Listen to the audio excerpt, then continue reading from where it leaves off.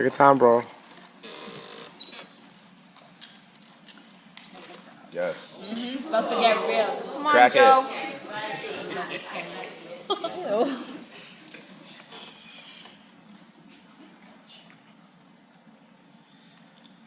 She would always bite her tongue until it bled. One hand around her throat, the other on her hip. She was 8 years old. Her mother was in the room right next to hers. This happened for 6 years. She learned how to squeeze her fists, hands clenched at a mattress, a pillowcase, a prayer. Not answered. Looking for a way to make this stop, it didn't. Maybe God can help, he didn't. Maybe mom will hear, she didn't. Her screams always muffled by a 47-year-old's hands in the mouth or knife to the throat, and sometimes she wished he would. How easy it would be to push him too far. Sometimes she would take a staple out of the floorboards, press it to her arm, and pretend that her wrist was a piece of paper. See, she got good at pretending. Pretend that he loves you. Pretend that mom can't hear you. Pretend that everything is going to be okay. It wasn't. Don't play.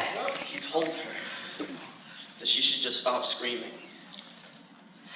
Everyone can hear you, but no one is listening. She believed him. Tell him. The longer she listened, the deeper her teeth pierced her tongue. Her tongue became the only part of herself that she could control, but her control was slipping away with every touch, every unwanted kiss, every time she said, "Stop!" He took it as a challenge to keep going.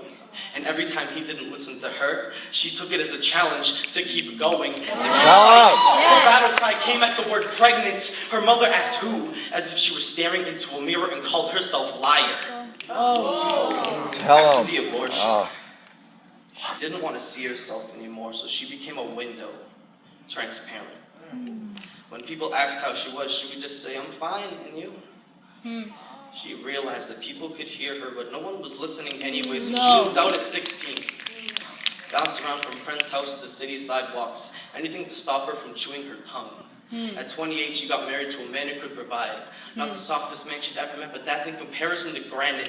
She no longer had to pray to a God that would not answer back. She learned that it's okay to pretend that your arm is paper, but don't let that take control. If you think that you lost this fight, call yourself a liar. If you forgive your mother, never bring this up. As long as you've never stopped screaming, make these walls bleed, let them hear it. Stop your tongue to start singing symphonies. Beethoven and Bach in the corner taking notes because mom!